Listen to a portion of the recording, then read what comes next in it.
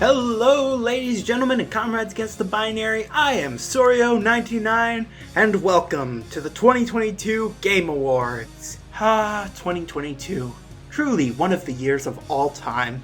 This was a year with Morbius, Moonfall, and Hotel Transylvania 4, as well as, no joke, another Harry Potter film that I'm 90% sure everyone has forgotten about. But hey, at least in terms of games, we've done slightly better. This was a year full of fun releases, most of which, quite honestly, I have not played. With that in mind, let's begin this year's awards with some honorable mentions. These are games that don't quite win awards, but are at least worth a look if you're interested. So, mentions go to Mario Kart 8 Deluxe, specifically the Booster Course Pass. A surprising expansion for an already well-made game, but it's still not entirely out yet, so only an honorable mention. Pokemon Scarlet and Violet, arguably the most controversial releases this year, but unfortunately I've only been able to play like one game that released since October because working on other projects. Looks good, but also not. Mario plus Rabbids Sparks of Hope. I like the original, but again, I haven't really gotten much time to play it since I'm working on other things. Plus, Ubisoft, so, you know. Also, the rabbits talking is weird. Sonic Origins, a fantastic compilation of the key classic Sonic titles, let down by a steep price and the baggage of Sega delisting pretty much every other classic Sonic release they could. Dick move, but what are you gonna do? Teardown, which received its 1.0 release in April and is seriously worth your time, but I already gave it an award just last year, and the 1.0 version didn't change that much from how it was before, so just watch last year's awards. Marvel's Spider-Man on PC finally released outside the PlayStation brand, which is nice, and I'd love to play through it, but I just have not made the time to sit down and play it yet. One day soon, I'm sure. Elden Ring, a game I'm sure will be on everyone else's Game Awards list, and I'm sure it deserves it, but quite honestly, I don't really like Soulsborne games, and I haven't even bothered buying Elden Ring, so I'm just mentioning it here so the Teamsters don't break my knees. Picross S7. There are 7 of these games on Switch. No, seriously. Pac-Man World Repack, a fascinating remake which looks really good, but I don't really have the nostalgia for the original a lot of people have, and I haven't played past like the first level of Repack yet. I'll get around to it someday. Pac-Man Museum Plus, another Pac-Man release this year, and a solid one to be sure, but it is ultimately just a collection of older games with some polish and the official unpersoning of Miss Pac-Man. I like it a lot, but it's not worth a full award. Kirby's Dream Buffet, a fun little party game based on the Kirby franchise, and a nice excuse for me to release the Star Allies review, but probably a way past its sell-by date now. And finally, One Shot World Machine Edition, which I haven't played, but I played the full PC release, and it is maybe my favorite of the meta video games ever. It is amazing, seriously. If you haven't played it, do. Now with that out of the way, our first award is the Ghostbusters 2 Award. This award goes to the game which is the most fitting sequel. Not necessarily the best sequel, as there are other sequels on the list, but the one that most lives up to the original and is recognizable as a sequel. It still has to be good, of course, but I don't think anyone is going to deny its dependence on the original. And the winner is...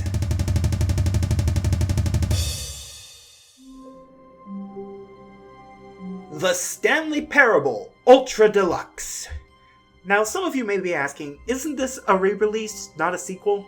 And you're right. But you're also wrong. Ultra Deluxe is a conundrum just as confusing to categorize as it is to describe. Maybe the best way to explain it is to say that if Ultra Deluxe itself isn't a sequel to the Stanley Parable, then it instead contains a sequel to the Stanley Parable. And it does show. The game has over double the amount of content that the original had, even with a couple notable removals that came from the game's engine change. There are new endings, new distractions, new narrations, new deconstructions. The game is a deluxe re-release and a sequel, but it also makes fun of the very idea of re-releasing the original game or making a sequel to it. The only complaint I could possibly have is, I kinda wish there was even more, but at this point that would probably take the developers never doing anything else with their time. If you played the original, you have to play this version. And if you haven't played the original, you still have to play this version, but you'll probably be pretty confused. Next up, we have the January Judgement Award, which goes to the game which has left the best first impression. If I judged 2020 by my first month of it, it would probably be one of the best years I've ever had, and if I fully judged this awards winner by how little I played of it so far, it might be up at Game of the Year. Alas, just as 2020 became 2020, this game may yet turn out to be a disappointment, if I actually managed to play it long enough to find out. And the winner is...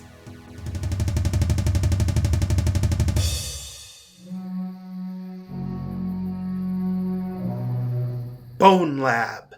The sequel to everyone's third favorite VR game, Boneworks, Bone Lab starts out strong by not condescending to the player with a literal in-game museum that actively insults Valve, and instead begins with an actually interesting setup, leading into the first level. It's a very atmospheric way to begin, and I really do appreciate how the opening is set up. In my opinion, it works whether you've played the first game or not. If you haven't, it manages to set up some genuine mystery of what's going on, where you are, and what has happened. If you have, it manages to build off of your pre-existing knowledge in order to create a sense of the world that goes beyond the original. Then the second level acts as a free play hub with options, sandboxes, and mini-games, and I haven't gotten past it yet.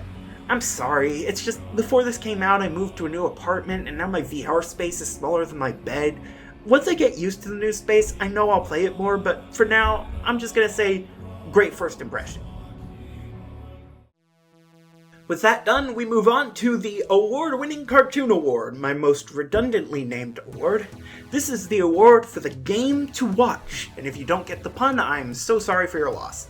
More specifically, this is for the game in early access that, when it comes out, is going to be absolutely amazing and everyone needs to keep an eye on it. And the winner is...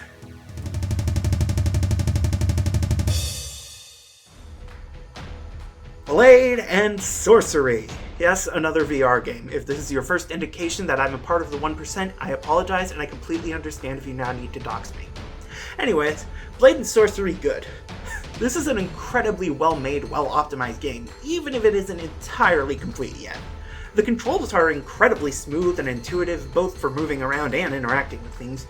Admittedly, part of that might come down to playing with the index controllers, but ultimately, having played this back when all I had was a Vive, I'm pretty confident saying this game is well built.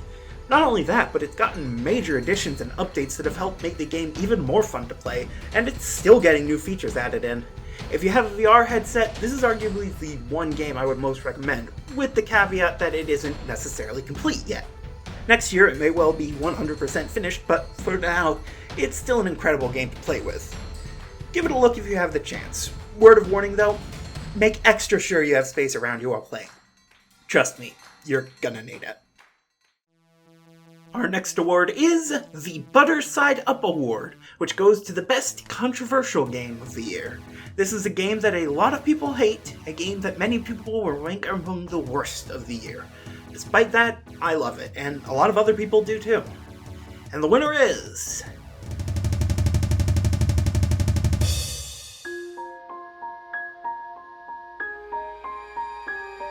Sonic Frontiers. Okay, let's be honest here. Sonic Frontiers has issues. I love it, but it has issues. There's some atrocious pop-ins, some of the mini-games are a lot less fun than the standard gameplay, and while some fans get a kick out of the game referencing previous games, at times it goes just a little bit too far from cute to obnoxious. It's not perfect. But my god, it's still a good game. I've seen people describe it as a miraculous 7 out of 10, but I feel like that's being too harsh. If the vast majority of playing a game is fun, a lot of fun, and my lord, Sonic Frontiers is fun, then the issues I've listed above shouldn't be enough to knock the game down that much.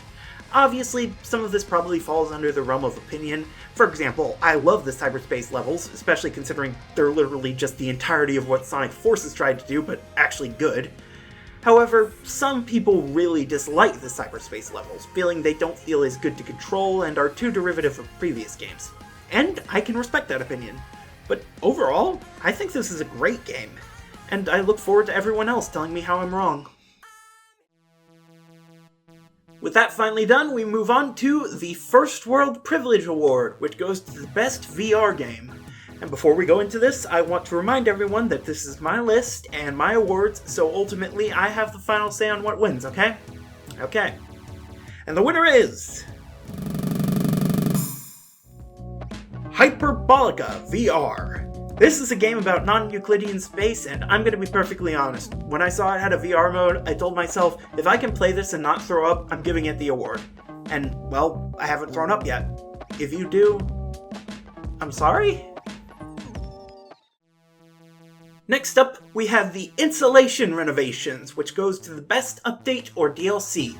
This is an upgrade to a pre-existing game that changes it from good to great, or great to amazing. This is something that adds on to what's there already and makes it better. And the winner is...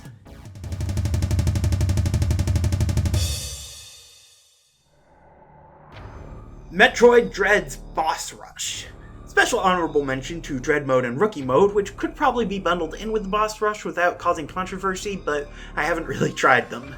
The idea of a Metroid Boss Rush is one that I'm honestly shocked hasn't appeared before. Metroid has always had incredible boss design, and I suppose the biggest hurdle to making the mode is just the question of what abilities to give a player. Metroid Dread manages that spectacularly, always giving players just enough in their loadout to make fights fun and possible, but still tense and strategic. Considering that this was done for Metroid Dread, the best Metroid game ever, which also has some of the best bosses ever made, and you have one of the greatest updates Nintendo has ever given a game. At the very least, it's probably better than whatever Strikers is getting. Now, let's move on to the Driving Down the Highway Award. This is for the best game I've played this year that I absolutely suck at. It's a game that is ball-achingly hard, possibly even unfair, that I still think is worth playing. And again, I have not played Elden Ring, and I have no interest in playing Elden Ring. And the winner is...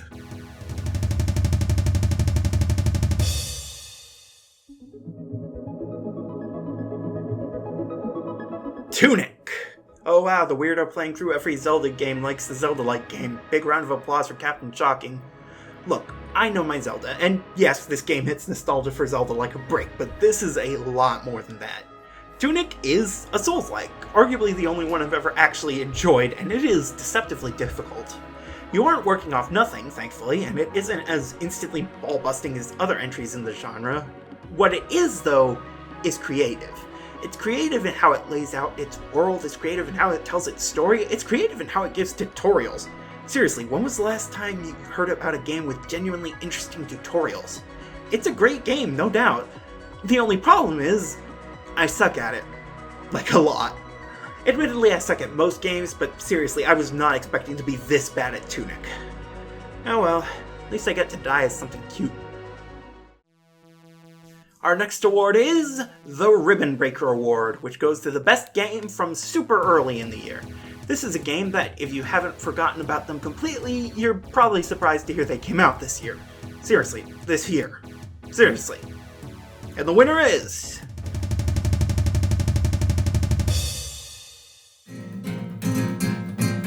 Pokemon Legends Arceus. I'm not the world's biggest Pokemon fan. I like the games, I will defend more recent Pokemon against stubborn Gen 1ers, and I'll even play the new titles, but it's rare for me to get really absorbed by the games. The most recent exception to that rule is Legends Arceus. This is a fascinating innovation on the standard Pokemon formula, one that manages to feel like both a spin-off and a main entry at the same time, without those two concepts butting heads. The turns no longer being strictly in pairs, being able to catch Pokemon just out in the wild, being able to freely explore each area, it's all incredibly unique, both for Pokemon and, honestly, for most JRPGs. Yes, there are some issues, the presentation in particular leaves a lot to be desired, but let's be real here, it's still better than Gen 9. Next up, we have our penultimate award for the year, the Quaker's Rice Cakes Award, which goes to the best game I love that nobody else is talking about. This is a game that you might not have heard of, but you absolutely should have, and if I have to be the one to sell it, I will, damn it. And the winner is...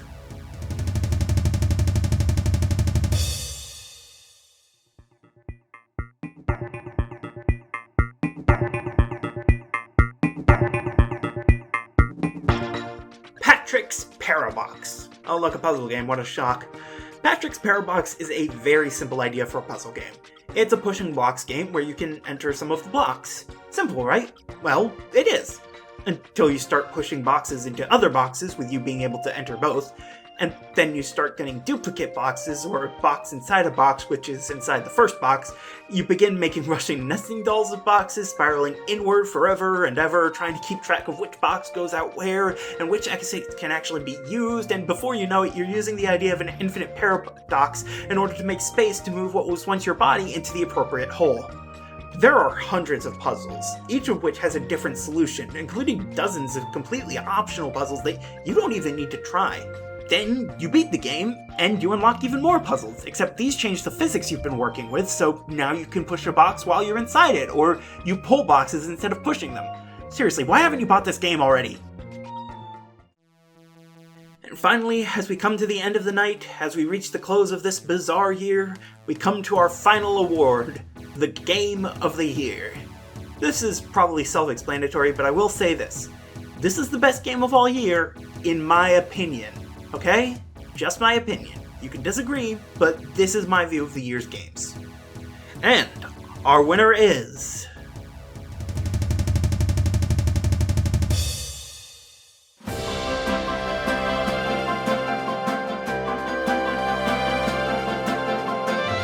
Kirby and the Forgotten Land. 30 years. It took 30 years for the Kirby series to move to full 3D.